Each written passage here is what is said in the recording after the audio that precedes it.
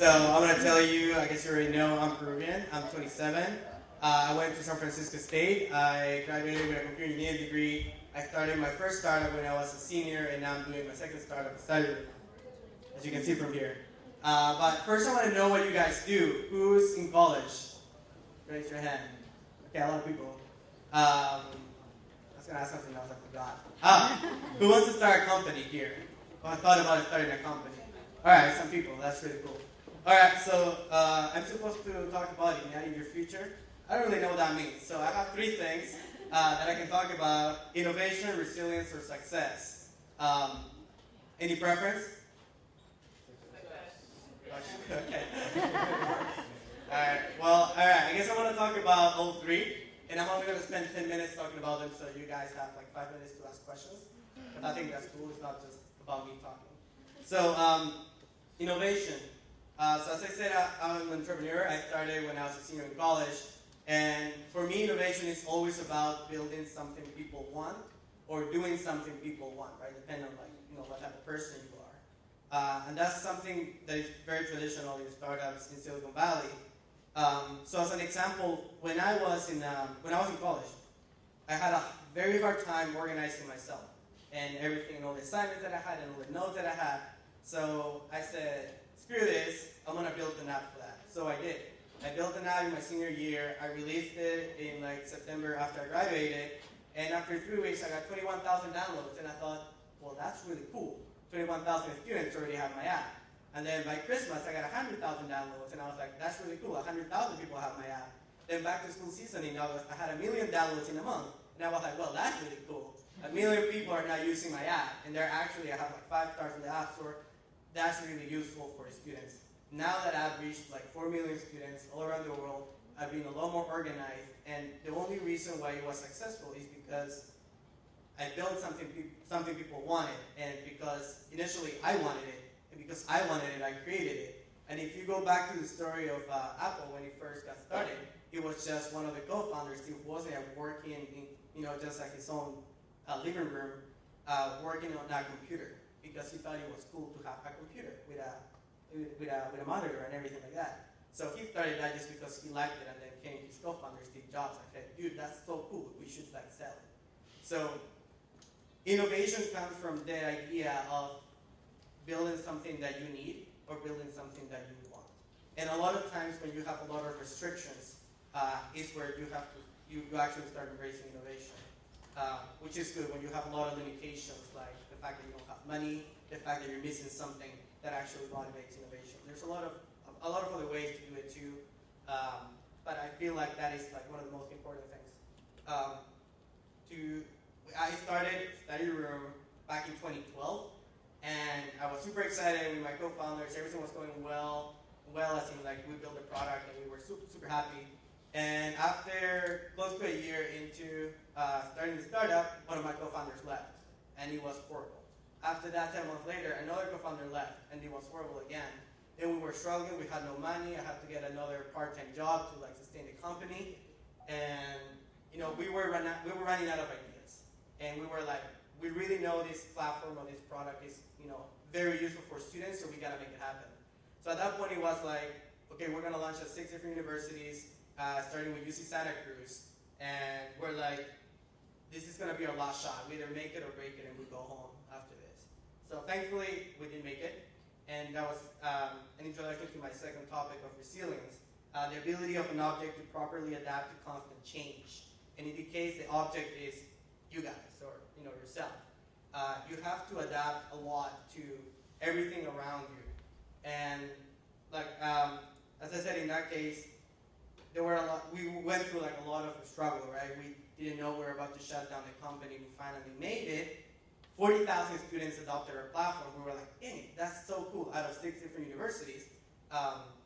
So including CSULA. Is anyone here from CSULA? Oh, awesome, cool. Yeah, so we got about 7,000 students there, I think. So we were super excited, but then after that, what happened is the fact that we still didn't have any money. And I was in crazy debt, credit cards and loans and stuff, and I'm running out of money. It was back in April last year, and I was like, all right, well, we have nothing left. This month, I'm not going to be able to pay my bills. I'm not going to be able to pay my credit cards. So we're officially going to shut down next month if we don't do anything. And that's the part of resilience, because at that point I was like, we have a very successful application at this university. The students are really using it. It was finals. You can see everyone sharing notes, sharing study guides, collaborating. It was really, really cool. So we're like, it would be really sad to just completely shut it down and, not let 40,000 students use our platform. So at that point I realized we were about to lose absolutely everything we were building and fighting for 2 years.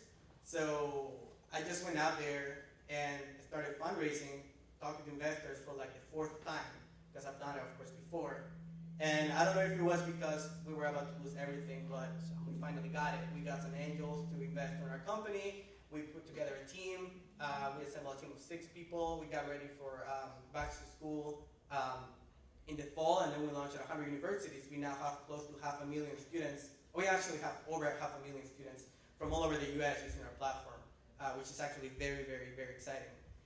It's really cool to see students organizing study groups since like the very first day of the semester. It's actually really cool.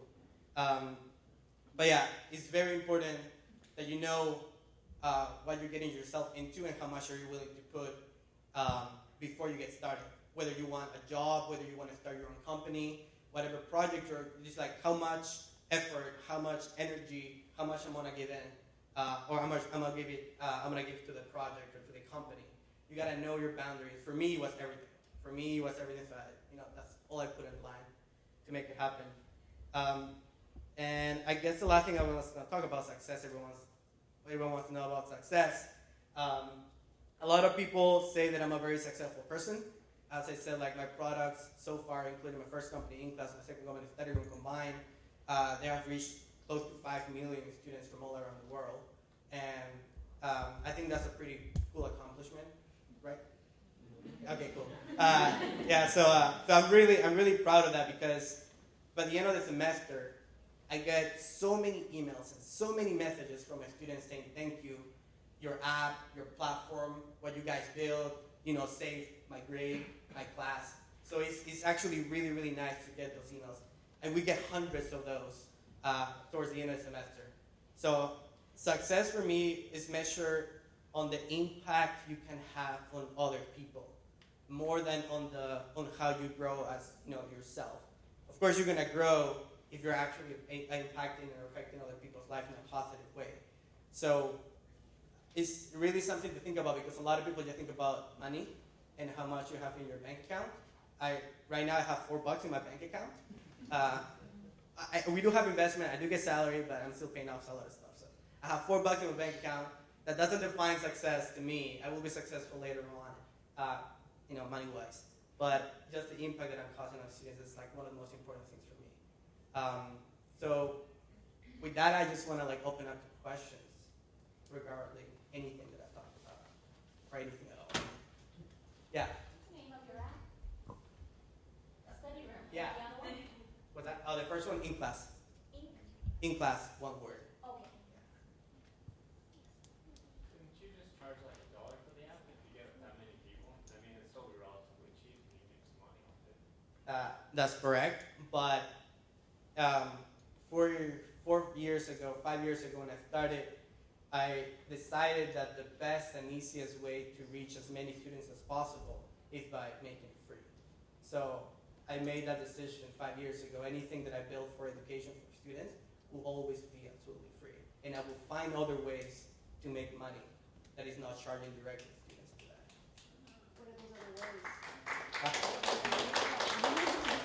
What are those other ways? What are the other ways? Yes. Are you asking for sponsors? Or Yeah, so as I said, at this point we have investment on our company, and there's 2 big things that we're gonna try in the next year. One of them is we're taking the old way of tutoring, the old-fashioned, super expensive in-person tutoring. We're building the largest tutoring network through our platform, because we have so many students on our platform. We have really smart students that know how to explain things, that are building their own reputation on our platform. And we know that there's a lot of people. I myself, when I was in college, I had 5 jobs. 2 that were legit, 3 that I'd rather not talk about. But I have 5 jobs to be able to pay for tuition, and a lot of friends were working, and I know that. And we're getting, working at the cafeteria, you make like $8 an hour, which is nothing. but we're building this platform in such a way that we're going to allow any college student just at their own time to make up to $20 an hour on our platform while helping other people. And we're going to do it either by, we're going to charge a little bit to other students, or we're going to charge to like other organizations that already have tutoring that really support student success. So we're going to do a lot of different ways to try to like subsidize that tutoring so that everyone has an opportunity to get one-on-one tutoring, and we give an opportunity to literally any single student on our platform to make money and make big money.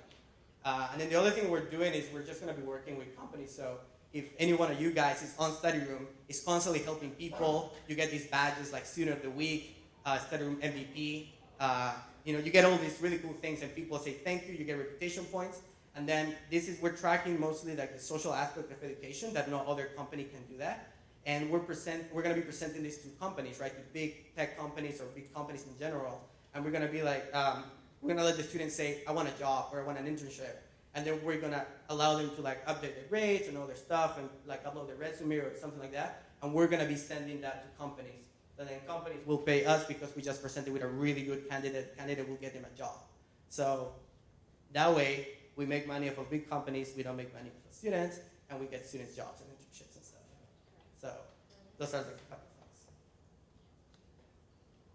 Any other questions?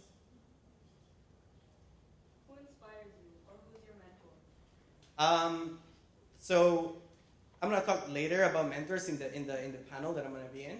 But I can tell you that you should never have one mentor. You should always have multiple mentors. And you find a mentor because you can actually tell that this person really cares, really want to help you. And the reason why I say you want to have multiple because is maybe there's one that can help you get a job. Maybe there's another one that can help you be a leader. Another one that can help you with other things. And you're going to have multiple of them that you can, talk to them every now and then. But you should always look for one that you want to be completely and super honest to him. Because if you do that and you start building that trust, that person is going to be completely and super honest with you. And once you do that, they start telling you secrets and they start telling you stories that you would never hear anywhere else. I have a lot of stories too, so if anyone wants to talk afterwards. Crazy stories with companies and people in jail. But yeah, definitely. And I guess one of the most important things about mentors that I would say is like never listen to them completely. Because in reality, it's like they're telling you things or decisions that they would make based on what they know. But they're not you. So they will only tell you like this is what I would do. If someone tells you you do this, like don't listen to them. Or like maybe think about it, but it's like ideally it's just the fact that they will tell you based on their own experience, and then you have to apply that onto your own personal experience and see if that is what you should do. Any other questions? Cool, thank you.